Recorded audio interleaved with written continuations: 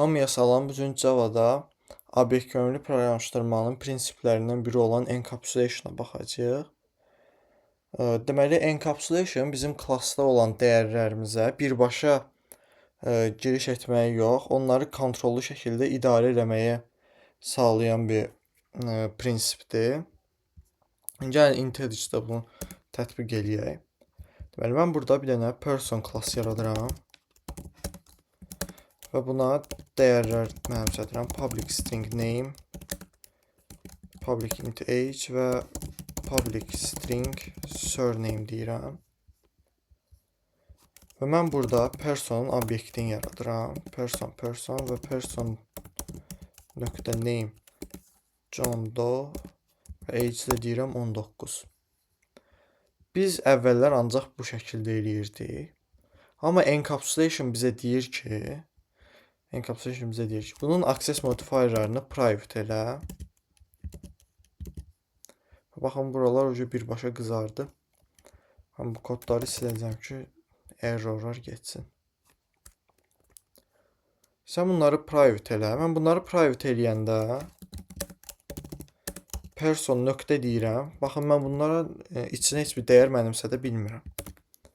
Encapsulation bizə deyir ki, sən access modifierları private elə, amma dəyişənlər üzərində işləmək üçün public olan getter və setter metodlarını yaz.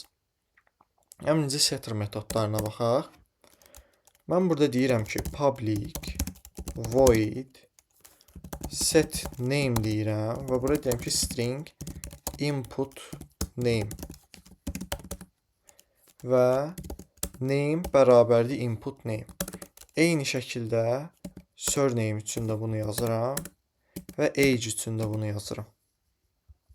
Və indi mən gəlib bura desəm ki, person nöqtə, baxın, bu səfər mənim metodlarım gəldi. Mən name'ə deyirəm John, age-ə deyirəm 19, person nöqtə set surname'ə də deyirəm Doe. Və mən obyektimə bu şəkildə dəyərlər mənimsədirəm. Gəlin, bura bir dənə də public metod yazaq. Public void print və cout name, surname və age. Şimdi mən gəlib desəm ki, person nöqtə print. Baxın, mənim dəyərlərim mənimsədilir. İndi deyə bilərsiniz ki, yəni nə fərq oldu? Mən bunu private elədim, amma gəldim bunları public elədim. Yəni onsuz bunlar public olanda da mənimsətmək olurdu da. Yəni özümüzü bir də niyə əziyyətə salırıq? İndiki case-də bu belə görünə bilər. Amma məsələn, mən bura gəlib deyirəm ki, mən bunu təzədən komment alıram və age-i deyirəm public. Hətta bunların hamısını deyirəm public.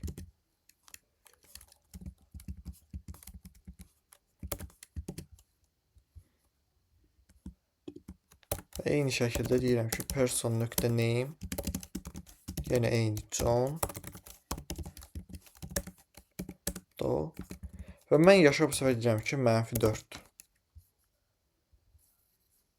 Baxın, -4 mənimsədir. Amma əslində -4 deyə bir yaş yoxdur da. Onun üçün nə edərəm? Burada bir dənə metod yazaram. Check age deyə. Əgər 0-dan kiçikdirsə mənimsətməz.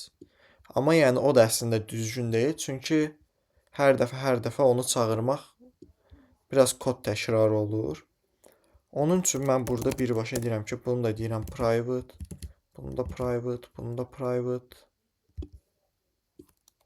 Metodları kommentdən çıxarıram və set age metoduna gəlirəm. Deyirəm ki, if əgər input age 0-a kiçik bərabərdirsə, mən burada deyirəm ki, cout age must be a positive number. Elə birbaşa pozitiv deyirəm. İndi mən bura gəlirəm. person nöqtə set name John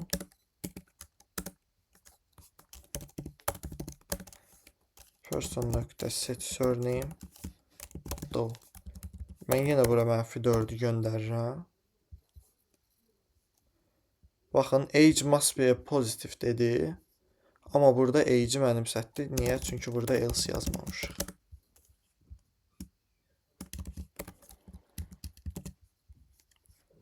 İndi kodu run versəm. Age must be positive. John Doe və age 0 olaraq qaldı. Default dəyəri çünki bunun 0'dır. Yəni encapsulation bu səviyyədə bizə kömək edir. Və ya mən ad daxil eləyəndə yoxlamaq istəyirəm ki, ad yəni minimum 3 hərfli olmalıdır. If input name.length kiçikdirsə 3-dən bura mesaj çap verir ki, invalid name else bunu yazıram. Həmçinin bunu surname üçün də yazıram.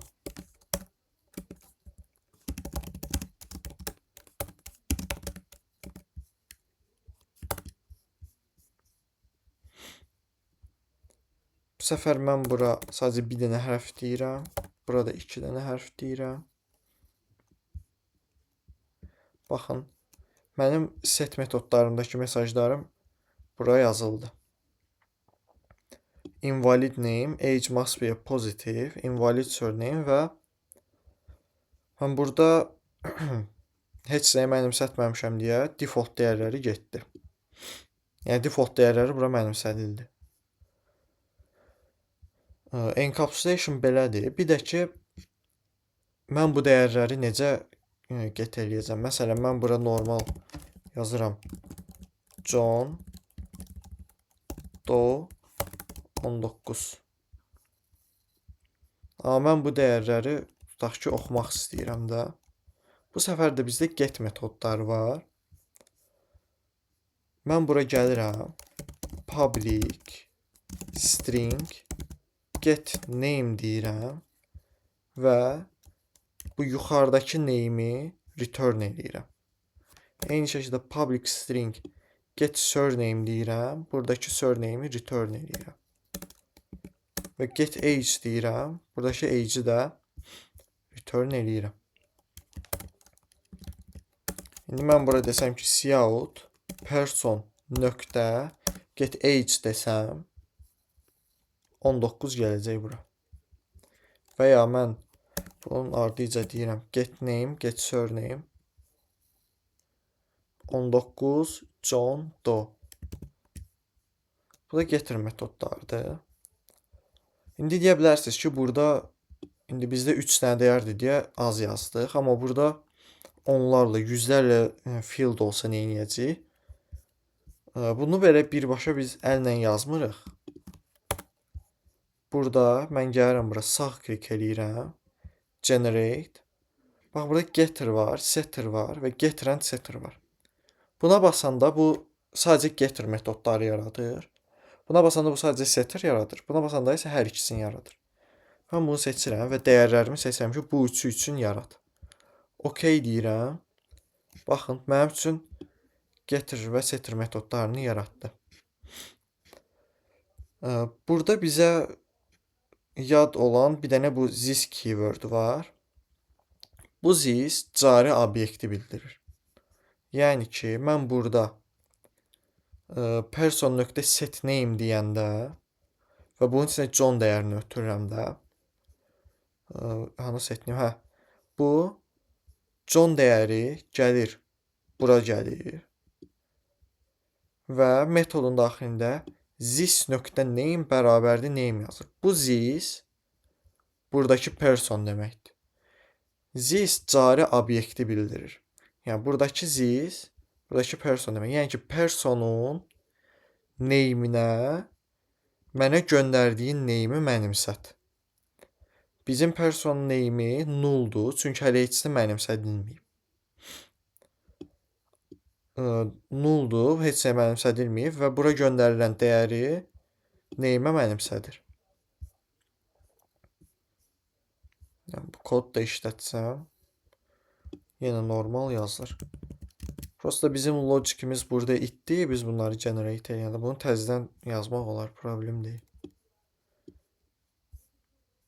Gəlin bunu bir dəfə də təzədən üstündən keçək. Deməli, fieldlərin mən access modifierini private elədim.